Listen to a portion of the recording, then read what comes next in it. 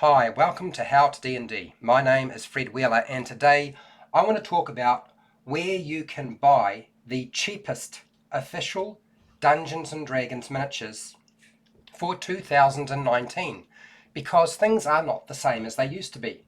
There's really no such thing as cheap official Dungeons & Dragons miniatures or just cheap miniatures really for Dungeons & Dragons. There really just isn't. What works in one country does not work in another country. It depends on where you are in the world, unfortunately.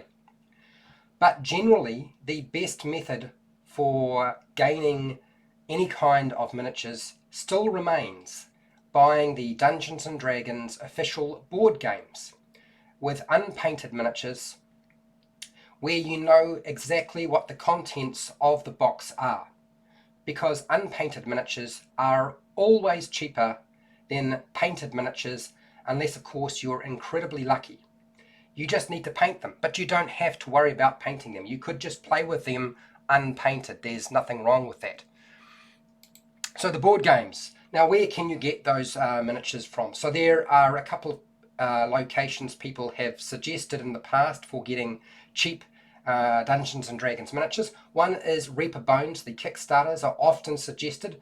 They unfortunately require a heavy outload or heavy load of cash or an outlay to begin with, and then it can take up to a year, if not longer, to actually get your miniatures delivered to you. So you're not paying for a product to be delivered to you straight away. You're paying for a product that hasn't been made yet. And it may not include the miniatures you wanted.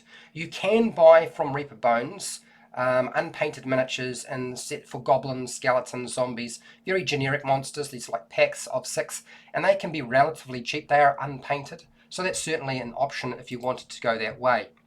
I've never found it particularly cheaper than doing the Dungeons & Dragons board games.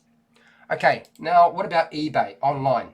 It is, unfortunately, eBay is full of scams and poor quality knockoffs. So you need to be very careful with using eBay. In the past, it might have been an option. You could strike lucky occasionally, try your chance at a Dungeons & Dragons miniature lot and do really well. But everybody is after miniatures. Everybody wants a cheap deal, and unfortunately, you're going to be bidding with a whole lot of other people for the same product. So don't think that eBay is going to be your solution. If you do see discounted Dungeons & Dragons board games on eBay, I would certainly suggest trying that out, because that could work out quite well for you. But eBay is different depending on where you are. If you're in North America, you'll do well. Anywhere else in the world, and you probably will not do well, unfortunately. What about the miniature market online? It is not very cheap anymore. This is where I often got a lot of my pre-painted miniatures, and I got them really cheap, like 20 cents, 50 cents, really cheap. Now those days are gone. Now you're really looking at fairly expensive miniatures. You can get pre-painted miniatures if you buy the singles in bulk and then just ship everything to you, but it's certainly not the best solution to your situation. If you can pick up the board games discounted on Miniature Market, you might be able to save just a few bucks. So certainly another option in terms of purchasing the Dungeons & Dragons board games to get the miniatures that are inside there. For those of you who have really heavy exchange rates and shipping costs, try the Book Depository. I have bought Dungeons & Dragons board games. It has no shipping cost for anywhere in the world. This is not the best option. If you are living in North America, don't use the Book Depository. Look for their discounts. Occasionally the Book Depository will have these particular products on discount. That's the time to pick them up. Otherwise, at their standard rates, it's far too expensive. Okay, we all know about Amazon. We've used Amazon many times before, right? So Amazon online is a pretty good place to buy Dungeons & Dragons board games if you live in North America. Anywhere else, it doesn't work out because you get free shipping in North America. This can be the best and most reliable option for getting cheap Dungeons & Dragons miniatures that are in fact official as well. Okay, there are unfortunately after that So many other options. I don't want to go into every single one. There's a lot of cons, unfortunately. A lot of scams out there. Shipping costs for wherever you are in the world can be a problem. Exchange rates as you change from the US dollar to your dollars can be a problem. And a lack of, sometimes these places where you go and you have a look, so you cannot get the miniatures, they don't even ship to your country. So that can be a problem. So this is not a solution for everybody, unfortunately. What I do recommend is, if you are serious about buying miniatures, is go and check out the YouTube channel Blandco. Now he has updated advice on buying miniatures, not necessarily anywhere in the world, because where he's located, he's not global as such, but he can give you some good advice about what you can pick up, what sort of prices to sort of consider. I think he is definitely the go-to for any kind of advice with regard to buying cheap miniatures and being able to sort of make up your own if you need to. The D&D board games, or Dungeons and Dragons board games, come with linking dungeon tiles as well, which is why I suggest they're a great option. So don't throw the dungeon tiles away, okay? Don't throw them out. The board games are themed. So when you buy these boxes, you'll find they have a particular theme behind them, which can be very useful if you're running a particular type of campaign. And you can tell usually by the box what the theme is. Also, the great thing about this is you know exactly what is in the box, and you know that it's made of a reasonable quality. And that is an important thing to know, because it actually tells you on the box at the back exactly what is inside those board games. Okay, what about Castle Ravenloft, the board game? The Dungeons and Dragons board game, Castle Ravenloft. I think it's actually one of the better options, particularly as it has about 40 miniatures with a horror theme behind them. And in there, you're going to get a flesh golem, a zombie dragon, you're going to get yourself a Dracolich, a kobold sorcerer, vampire, werewolf, hag, dwarf cleric, high elf wizard, rogue, ranger, and a dragonborn fighter. Those are all the heroic miniatures. Then you get zombies, wolves, skeletons, flaming skeletons, ghouls, rat swarms, spiders, kobolds, wraiths, and gargoyles. And there's about 3 of each of those in those boxes. So that's a really good deal. It's not something to be sort of turning your nose up to.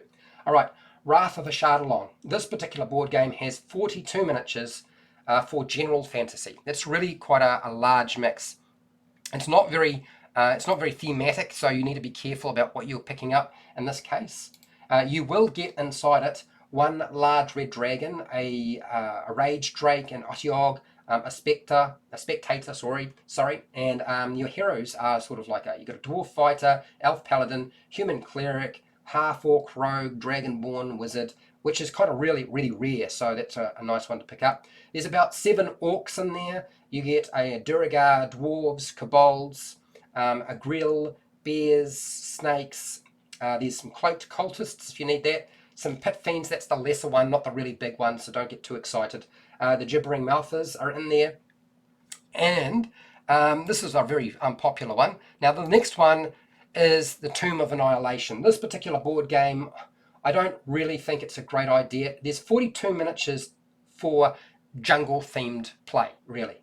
And there is a stone juggernaut in it, but it's still overpriced or way too expensive at this particular time to be cost-effective. But I know a lot of people like the idea of using Tomb of Annihilation, particularly if they are playing in the Tomb of Annihilation and they want something that sort of covers all the basics that they might need in their game, but not really an option if you're trying to save as much money as possible or you don't have that much money to spend in the first place. The Legend of Drizzt. It's an Underdark. So this has got 42 miniatures with an Underdark theme to them, which is awesome. It means that if you're playing something like Out of the Abyss, you're in business. So in here you get a Balor demon, you get a Shadow dragon, you get Drow mercenaries, human assassins, Drow mages, you get a Mind Flayer, a Yokol, that's a demon, a Drider, Drow cleric, lots of Drow basically. Your heroes, you get Drizzt, you get a Panther, you get a Barbarian, a Ranger, a Rogue, you get a Drow Rogue, you get a Human Fighter, you get a Dwarf Fighter, and you get a Battle Rager as well. And in here, you're going to find yourself with like a whole bunch of different things. So there's a water elemental, there's goblin archers, goblin cutters, drakes, spider swarms, there's some sprites and lots of drought, and 2 feral trolls, which could be quite nice if you needed to have a troll in your game. Okay, next we have Tomb of Elemental Evil. Temple, sorry, not Tomb. Temple of Elemental Evil. There's 42 miniatures with an elemental theme to them. So if you're playing Princes of the Apocalypse, not a bad score. It's got one, as it happens, it's got 1 shadow dragon, which can be useful if you needed a shadow dragon. It has an Etten salamander. Its elementals, there's 1 of each of them. An air, fire, earth, and water elemental. I believe these are of, what is it? I believe it is either medium size or large size. I think it is actually medium size, so not quite the right scale for what you're after. The heroes are rogue, fighter, wizard, ranger, and a dwarf cleric.